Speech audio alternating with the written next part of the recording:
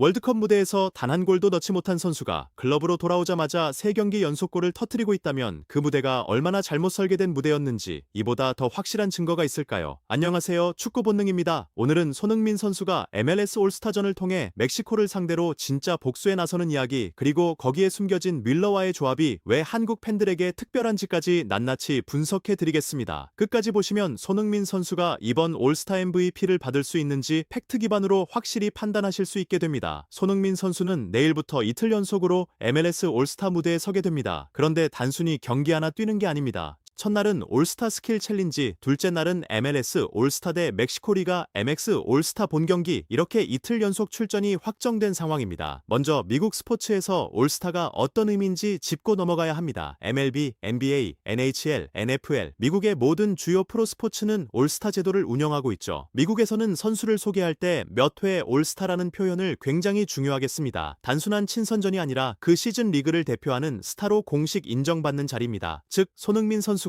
MLS 올스타로 선정된 것은 유명한 외국 선수라서 초청받았다는 의미가 아닙니다. 지금 이 순간 MLS를 대표하는 스타 중 한 명으로 인정받았다는 뜻입니다. 그것 자체가 경력에 영원히 남는 기록이죠. 그런데 여기서 더 흥미로운 이야기가 시작됩니다. 올스타 스킬 챌린지는 본 경기에 앞서 MLS 올스타 팀과 리가 MX 멕시코 올스타 팀이 경기 외적인 기량으로 맞붙는 자리입니다. 슈팅 챌린지는 60초 안에 여러 목표물을 정확히 조준해 점수를 따는 방식이고요. 골키퍼들의 1대1 대결도 있고 크로스바 챌린지도 열립니다. 크로스바 챌린지란 선수들이 페널티 박스 앞에서 크로스바, 그러니까 골대 상단 가로대를 직접 맞히는 경쟁입니다. 기술, 감각, 순발력을 동시에 시험하는 가장 화끈한 종목이 라고 할 수 있죠. 여러분도 그 긴장감 상상이 되시죠? 중계 얘기도 잠깐 드리자면 현재까지는 올스타 스킬 챌린지가 애플 TV 단독 중계로만 알려져 있고 국내 쿠팡 플레이 일정은 확인되지 않은 상황입니다. 만약 쿠팡 중계가 확정되면 축구 본능에서 가장 빠르게 전달해 드리겠습니다. 그렇다면 손흥민 선수에게 이번 무대가 왜 특별한 복수의 장이 되는 걸까요? 손흥민 선수는 이번 월드컵에서 멕시코전 패배를 맞받고 지나치게 이른 교체로 제대로 된 복수의 기회조차 얻지 못했습니다. 당시의 그 답답함, 한국 팬들이라면 모두 기억하실 겁니다. 바로 그 멕시코를 상대로 이번엔 스킬 챌린지와 본경기 이틀에 걸쳐 맞대결을 펼치게 된 것입니다. 말 그대로 복수전의 무대가 완성된 셈입니다. 이런 상황 속에서 손흥민 선수와 토마스 밀러의 조합이 탄생하면서 한국 팬들 입장에서는 LAFC 경기를 보면서 느꼈던 오랜 갈증이 해소될 기회가 생겼습니다.